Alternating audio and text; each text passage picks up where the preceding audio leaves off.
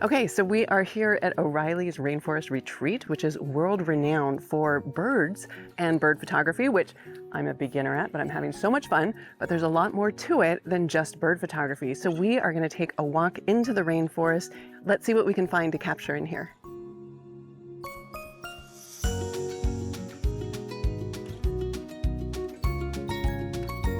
Okay, so I was walking down the track and I see this incredible tree right here, right? And I know I want to get a photograph of it, but I'm not exactly sure where. It's really, really dark in here. So I know that in order to get the depth of field that I want and use a low ISO so I don't get a lot of noise in there, I'm gonna need to set up a tripod. So what I'll typically do is I'll go ahead and I'll get out my iPhone and I'll actually start walking around the tree and looking for different shots, right? And look at how quickly I can like move around, right? And I can take different angles without having to set up that tripod. Then once I find it on my mobile device, then I'll go ahead and set up my tripod, put the camera on, and I've got my shot. And one of the things that I find so amazing in the rainforest, of course you see all of this green, but there is so much additional color. And when you're focused in one area, it's just beautiful to see how these greens go into these nice kind of beige with some yellow and then some reds in here. So I'm also looking for a lot of difference in color variation in the shot.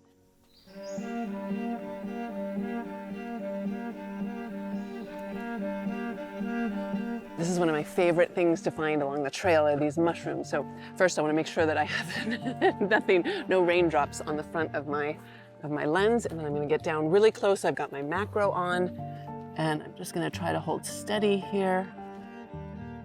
And we've got this nice 3 right here that's gonna do this nice circle, so this nice shape we've got made up of multiple mushrooms. Just come in here. And then also the underneath side, if you look closely and you get down and you start looking up, you can get all those beautiful lines just uninterrupted. It's just fantastic. Look at that detail. My aperture set at 2.8, so I'm going to get a really limited depth of field, so I want to pay attention to the shapes in the background behind the main area that I'm photographing right here.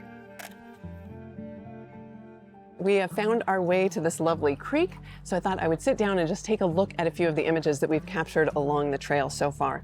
Here are 9 of the images that I've selected, and let's go ahead and just edit one.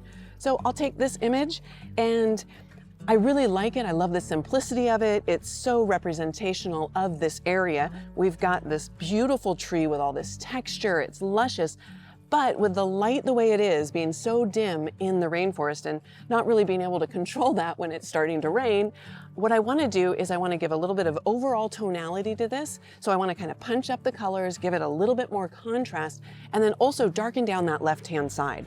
So I'm going to tap D to go to the Develop module. Here we are. I'm going to make my global edits first, and we're going to start with the basic panel. So because I'm shooting a landscape, I'm going to change from the basic or default profile of Adobe Color to Adobe Landscape. And that's just gonna give me a little bit more of an S curve. It's gonna make the image pop a little bit more, like a little bit more contrast. Then I think the white balance is good here, so I'm gonna leave it alone. I like the color overall, but I am going to just increase the exposure just a wee bit. I'm also gonna increase the whites. All right, so I'm looking at my histogram. I don't wanna go too far. I don't wanna make them pure white. I still want detail in there, but I'll just move that a little bit.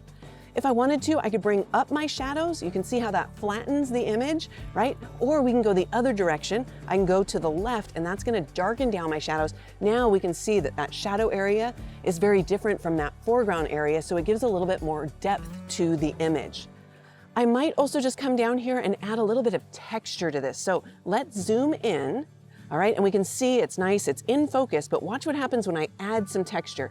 See how we get just a little bit more contrast in the detailed areas of the image? It actually makes it look a little bit sharper. If we go the other way, we could soften it. Might want to do this if you're maybe photographing leaves or maybe water or a fern. But in this case, I'll go ahead and add a little bit of texture, zoom out, and then we'll change over. We'll move from making global edits to selective edits using the mask. So with the mask selected, if I want to darken this left side, easiest thing to do, grab your linear gradient and drag out a gradient. See the area between where I started to drag and where I end up, that's kind of a fade range. So we'll get this nice transition between the area that's been adjusted and the area that hasn't. We can reposition this as well. We can change that fade rate so we can really customize it. We can even rotate this if we want to. So I'm just going to darken it down. Right now it's showing me what's going to be affected in red, but as soon as I move any of these sliders, we can see that that'll go ahead and darken down that side. Now, I just want to do it a wee bit to kind of even it out with the side on the right. But we can also see it's a little bit too blue on that side. So I'm going to scoot down here to the temperature area, and I'm going to just move that a little towards yellow.